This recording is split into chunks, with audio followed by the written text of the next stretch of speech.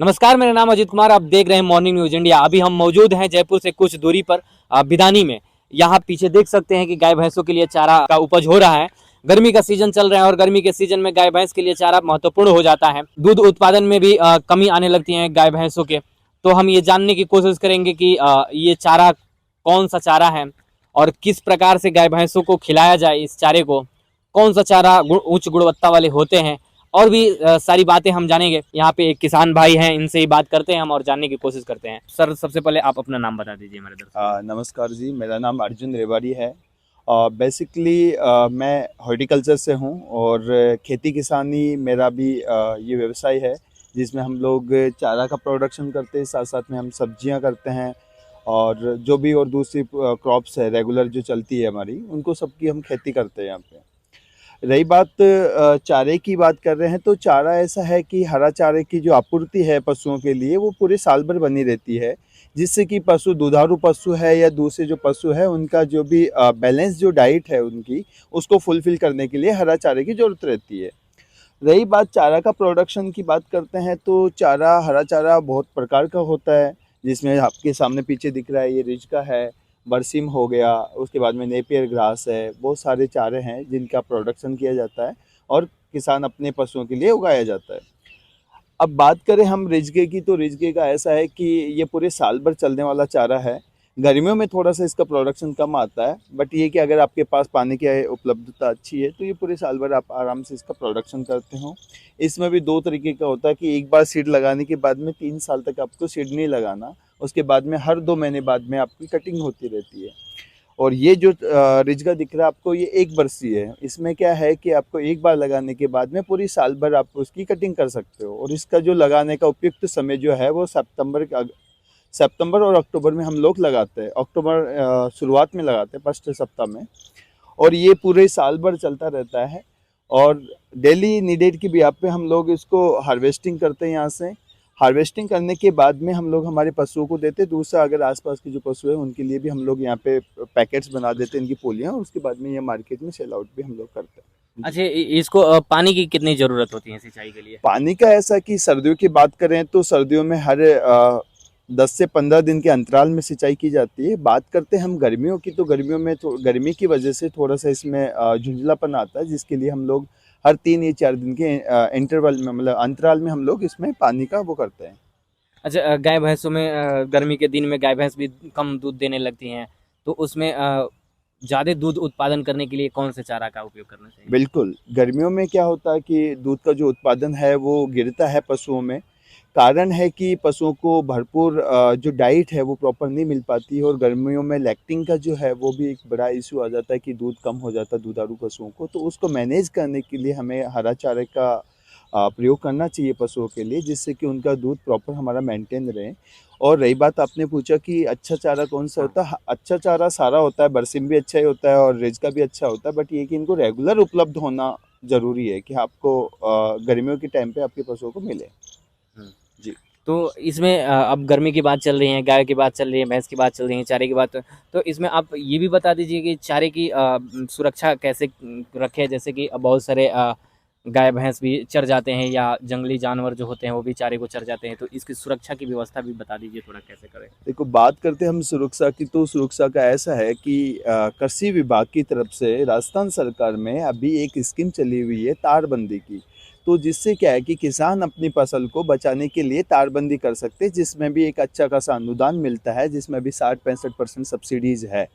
रही बात ये कि चारा लगाने के बाद में चारों तरफ हम लोग अगर हमारी तारबंदी करते हैं, तो इससे हमारा जो बाहर के पशु है उनसे हमारी जो फसल है, चारे की फसल है, उसका हम बचाव कर सकते हैं।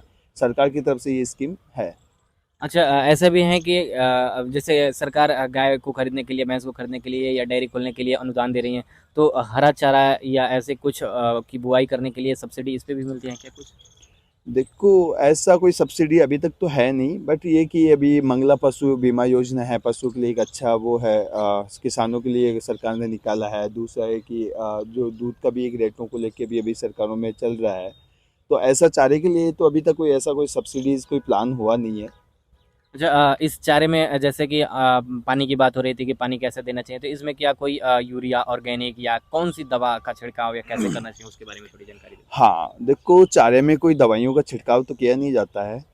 इसमें ये है कि हमें इसका न्यूट्रिएंट मैनेजमेंट किया जाता है फसल का, तो फसल का जो पोषण जो है, फसल के लिए भी पोषण की ज़रूरत होती है जिसमें सारा सब कुछ चाहिए। तो वो क्या होता है कि जनरली अगर किसान के पास पशु है तो उसका जो गोबर है, वो अपने गोबर को साल में 1 बार डालता है।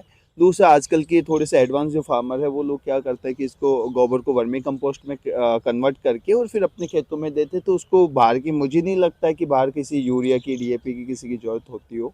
हाँ, अगर कोई कमर्शियल करना चाहता है तो वो यूरिया डीएपी यूज़ करता है, बड़े स्केल पे अगर कोई करता है, तो अगर उसके पास पशुओं की कमी है तो वो लोग करते हैं। बट बात करें कीटनाशक और फंजीसाइड की, तो ऐसा कोई स्प्रे नहीं किया जाता है चारे वाली फसलों में। अच्छा, इसमें मान लीजिए कि बरसीन बताए, नेपियन घास बताए, हर चीज़ का अलग-अलग अपना मानक मापदंड होता है। तो इसमें क्या कुछ बता सकते हैं कि कौन-सी घास कितने क्षेत्र में कितना बोया जाता है? देखो, वो अपनी उपलब्धता के लिए और अपनी ज़रूरतों के हिसाब से हम लोग बोए जाते हैं, किसानों की जनरली देखा जाता है। बट ये कि प्रोडक्शन की बात करें तो ये 1 एकड़ में 25 से 30 टन का प्रोडक्शन हो जाता है राउंड ऑफ ईयर की अगर बात करते हैं हम लोग। क्योंकि इसकी 6 से 7 कटाई हो जाती है 1 साल में, तो इतना प्रोडक्शन इसमें निकल जाता है। जैसा कि बात चर्चा हो रही थी, तो आप बताएँ कि इसमें हम जैसे कि अपने गाय भैंसों के लिए रखते हैं और दूसरों के लिए भी बंडल बना-बना के बेचते हैं। तो उस प्रकार से अगर किसान भाई करना चाहें तो किस प्रकार से कर सकते हैं वो लोग? उन लोगों के लिए कुछ? हाँ, अगर कोई किसान की मतलब अपनी उपलब्धता जो है किसान का, वो कोई सिटी के पास में अगर है, कोई शहर के पास में है और उसका ट्रांसपोर्टेशन वो कर सकता है शहर में, तो शहर में क्या है कि काफ़ी डिमांड रहती है क्योंकि शहर में पशु जो है, डेयरी जो उद्योग फैल रखा है शहरों में, वहाँ पे वो अपनी गाड़ी से कटिंग करके यहाँ से पैकिंग करके और जनरली मार्केट की बात करें, अभी जयपुर शहर की बात करें तो जयपुर में 6-7 रुपये पर केजी के हिसाब से ये जाता है मार्केट में और किसान इसको करके एक अच्छा खासा मुनाफा भी कमा सकता है। अच्छा, जैसा कि हम देखते हैं कि गेहूँ की कटाई या बाजरे की कटाई के लिए अलग-अलग प्रकार की मशीनें आती हैं। क्या इसमें भी कुछ चारे कटिंग के लिए मशीनें आती हैं? कुछ ऐसा चीज़ होते हैं? देखो जनरली बात करते हैं हरे चारे की, इनको देखा जाए जैसे रिच का हाँ। है ये है, तो गाँव में और इनकी देहात की बात करें तो वहाँ पे वैसे मैनुअली ही किया जाता है। बट अगर कॉमर्शियल अगर आप प्रोडक्शन करते हो चारे का तो आपके लिए क्रीपर आता है, मशीन आती है क्रीपर, उसमें भी सरकार सब्सिडी दे रही है 50% और उसके ज़रिए किसान एक कम समय में ज़्यादा हार्वेस्टिंग वो कर सकता है ईज़िली मशीनरी की सहायता से। तो इस किसान की सीरीज में हम आपको ये दिखाए कि गर्मी के दिनों में लोग गाय भैंसों को किस प्रकार से चारा खिलाएं, कौन सा चारा किसके लिए बेहतरीन हो सकता है और चारे की देखभाल कैसे कर सकते हैं हम। और इससे ज़्यादा हम आगे की भी सीरीज में बताते रहेंगे, किसानों भाई आपसे जुड़े कई सवालों का उत्तर हम देते रहेंगे। अगर आप हमसे अगर कोई क्वेश्चन छूट गया हो तो आप कमेंट बॉक्स में करें, हम उस आपके उस क्वेश्चन का भी उत्तर देने की कोशिश करेंगे। और ऐसी ही सीरीज देखने के लिए बने रहे हमारे साथ मॉर्निंग न्यूज़ इंडिया जयपुर। ऐसे ही और वीडियोस देखने के लिए सब्सक्राइब करें मॉर्निंग न्यूज इंडिया को और जुड़े रहिए हमारे साथ।